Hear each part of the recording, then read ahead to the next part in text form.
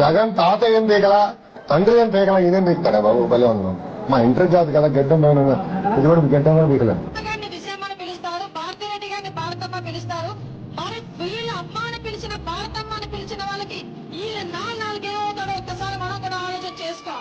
మా ప్రభుత్వంలో ఆయన పాదయాత్ర చేసినాడు కదా యువగలమని, లోకేష్ గారు మాట్లాడిన మాటలు ప్రజలారా ఈ నోటితో చెప్పాలంటే ఇబ్బందికరంగా ఉంది, చెప్పకూడదు, మీరు వినకూడదు.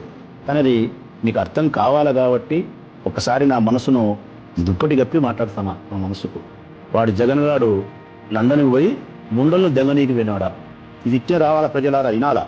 మా ప్రభుత్వంలో, ఎవరి ప్రభుత్వంలో?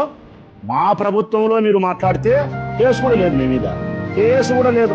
ఈ రాష్ట్రంలో ఉండే మహిళలు సిగ్గుతో చీర చెరుగు తీసుకొని ఫ్యాన్కి వేసుకొని ఊరేసుకొని చచ్చిపోతారు ఆ మాటలు వింటే. సోదరి అనితమ్మ మాట్లాడిన మాటలు.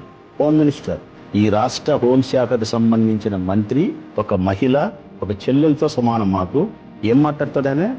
భారతమ్మను భారతమ్మ అంటారు, మేము విజయమ్మను విజయమ్మ అని పిలుస్తారే, మరి భారతమ్మను మీరు భారతమ్మ అని పిలిచినప్పుడు మీ ఆయనకు ఏమవుతుంది? అర్థమైందా ప్రజలారా? భారతమ్మను భారతమ్మ అని ఎవరైనా పిలిస్తే మేము భారతమ్మనే పిలుస్తాం, విజయమ్మనే పిలుస్తాం, భువనేశ్వరమ్మను కూడా భువనేశ్వరమ్మనే పిలుస్తాం. ఇది మా రాయలసీమ బిడ్డలకు మా సాంప్రదాయం. ఇది మా శత్రువుల భార్యలను కూడా మేము గౌరవిస్తాం. అనితం ఏం మాట్లాడుతుంది?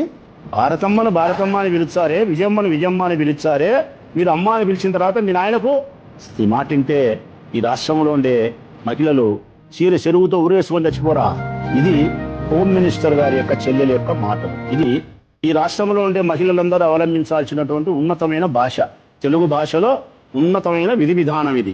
అందరూ మన ఇళ్లలో ఉండే ఆడవాళ్ళంతా ఇట్లనే పాటించాలా.